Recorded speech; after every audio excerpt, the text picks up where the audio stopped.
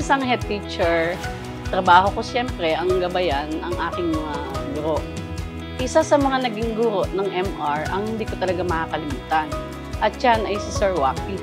Si Sir Waki kasi siya yung klase ng guro na talagang gagawin ng lahat para matutukan talaga ang mga bata.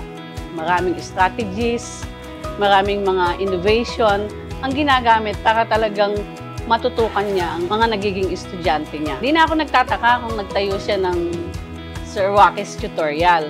Kasi alam ko namang sa kanyang galing, dedikasyon, at panahon, talagang yung oras ay binubuhos niya para sa kanyang pagtuturo. Alam kong yun ay magtatagumpay.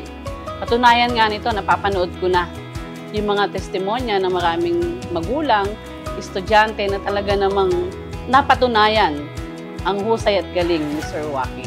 Good luck at more power sa Sir Waki's tutorial. Patuloy nawa itong maging gabay at inspirasyon sa mga mag-aaral sa pag-abot ng kanilang mga pangarap sa buhay.